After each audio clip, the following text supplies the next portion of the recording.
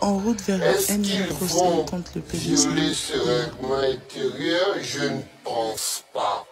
Ils vont donc, s'ils le violent, les autorités compétentes vont certainement être saisies. Que vous êtes le porte-parole de Jean-Louis Billon, n'est-il pas en pleine contradiction? Il dit « je veux porter les couleurs du PDCI ». On a un Jean-Louis Billon qui n'assiste pas aux réunions du PDCI-RDA, qui n'a pas assisté au dernier bureau politique de ce parti, et qui dit « je veux porter les voix de ce parti ». Que répondez-vous à cela? Le ministre Jean-Louis Billon a lutté pour le PDCI-RDA. Il a pris des coups. Il a perdu son poste de président du Conseil général du handball. Il a perdu son poste de ministre. Ses entreprises ont connu une pression fiscale. Donc il a fait tout ça pour que le PDCI-RDA vive. Et il ne peut pas aller chercher à être candidat à la présidentielle ailleurs que dans sa famille politique. Donc il n'y a pas de contradiction.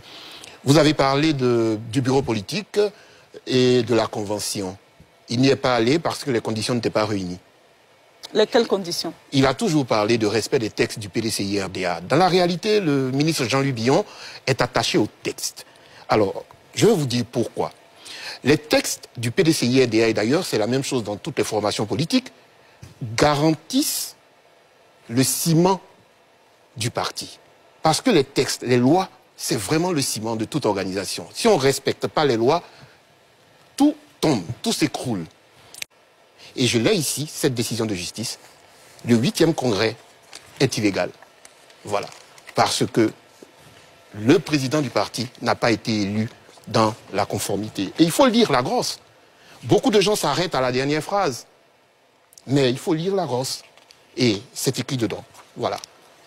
Donc, 8e congrès illégal. Toutes les décisions issues de ce 8e congrès sont illégales. Finalement, c'est la justice qui donne raison à Jean-Louis Billon, qui a dit les textes n'ont pas été respectés. Et voilà pourquoi je ne prends pas part à ces événements. Ce serait les légitimer. Aujourd'hui, le 8e congrès est illégal. On a fait un 9e congrès. Quand le ministre Jean-Louis Billon dit « je veux une convention », ce n'est pas un caprice. Ce n'est pas parce qu'il s'est levé et dit « je veux une convention ». Non. Quand on prend les choses de façon chronologique, vous avez le 8e congrès et après, vous avez un bureau politique et vous avez la convention. Tout ça est fait sous le 8e congrès. Quand le 8e congrès s'écroule pour illégalité, il écroule automatiquement la convention du 16 avril.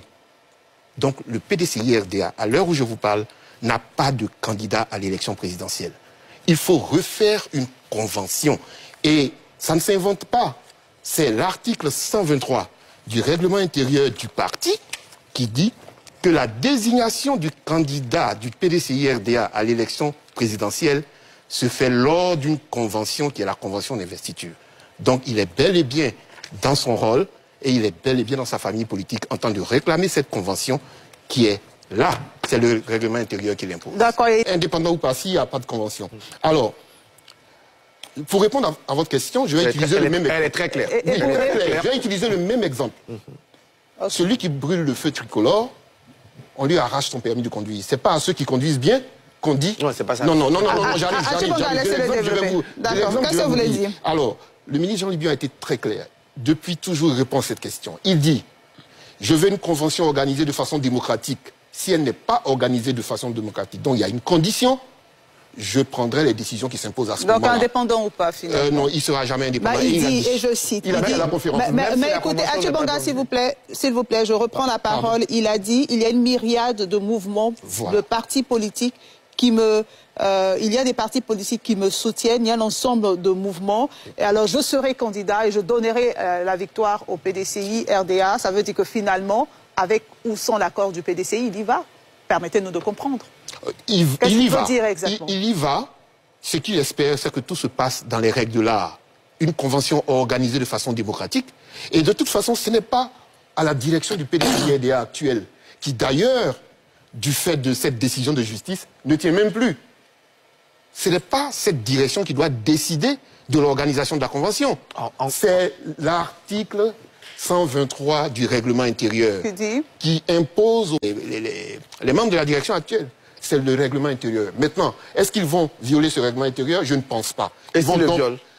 S'ils le violent, les autorités compétentes vont certainement être saisies par d'autres personnes. Parce que tenez-vous bien, et il a dit à la conférence... d'autres personnes? Il a dit à la conférence que lui, au moins, il parle. Mais il y a des gens qui sont fâchés et qui ne parlent pas. Et qui peuvent engager plusieurs actions de justice.